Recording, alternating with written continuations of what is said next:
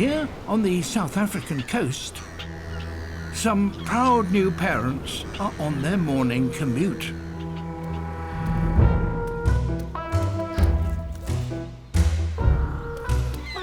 African jackass penguins.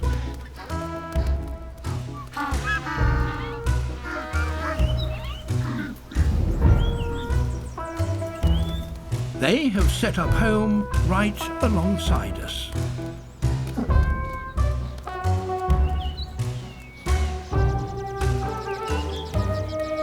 I'm Sari Cohen with Hollywood First Look. We're here talking to executive producer Mike Gunton from The Year Earth Changed and Oliver Jeffers, author of the children's book Here We Are, Notes for Living on Planet Earth. Both programs are airing on Apple TV Plus in honor of Earth Day. Mike, some people have called 2020 the Great Reset. COVID-19 aside, let's just talk about what staying home actually did for our environment, for our wildlife on a worldwide scale. Well, I think the story, everybody wants a nice, simple story. It's not that simple, of course, because nature is a highly complex, and the interrelationship of nature is highly complex. But I think what the lockdown did, and I think what we revealed in this show, is that the impact that we have, we tread heavily on the planet, humanity treads heavily on the planet. But what this did was by taking that away, by treading more lightly, it revealed stories about what nature does in a way that we've never been able to do before. We've never had the opportunity to effectively kind of run an experiment. What happens? What does nature do? What do animals do when we're not there? And I think it revealed all sorts of surprises. But most importantly, I think it showed how interconnected not only are all the animals in nature, but how interconnected we are with nature. How much of an impact we have for good or bad in the natural world. And it's quite thought-provoking in that respect, because if that's the case, then if nature is struggling a bit, which it is, then we have what can we do in the way we're connected to just make life a little bit better for the natural world? Oliver, you wrote Here We Are, Notes for Living on Planet Earth with this educational and fun message for children. It's obviously got some pretty great morals as well. What was your hope when you wrote the book, and how do you hope that translates on screen to the kids who are at home watching this?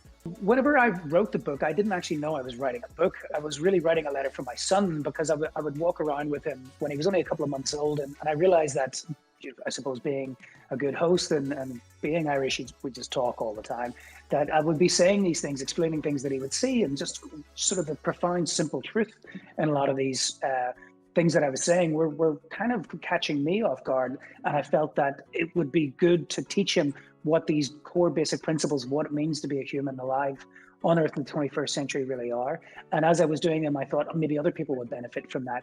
It's a nonfiction book. And so then the challenge for whenever we turned it into an animated film for Apple TV Plus, and Studio AKA did a fantastic job with that, but we had to then weave in a narrative to that, and we had to bring in a family and a set of characters. But ultimately, the heart of both the book and the film are the same, which is just, applying a little bit of perspective to to individual life, and realizing that we're all in this and on this planet together, and we need each other, and it's we've nowhere else to go. This is the only place in the entire universe where people live, so it's actually the least lonely part of the entire cosmos.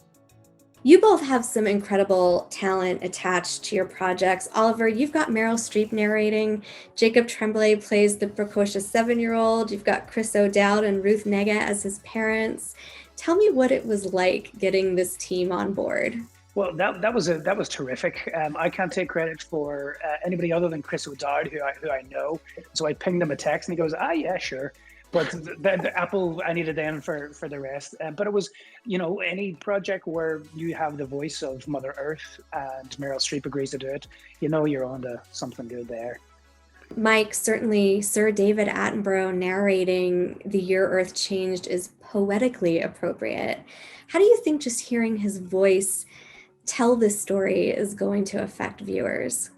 Well, I think fundamental. I mean, for a number of reasons. One, I think you just hit on an interesting thing about the poetry. I mean, I do think that, of course, I'm a scientist. That we're scientists. There is a scientific element to this project, of course, about how animals respond to us. But I think there's also quite an important spiritual, for want of a better word, element to this.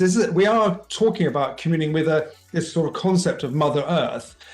And I think David's voice is superb for that, because although he is, of course, a factual expert and a scientist himself, he also has this scale of understanding, the spiritual side of it. The Year Earth Changed and Here We Are, Notes for Living on Planet Earth will air on Apple TV on Earth Day. That's how I'll be celebrating. I'm Sari Cohen. See you next time. Hello, birds! Look at that!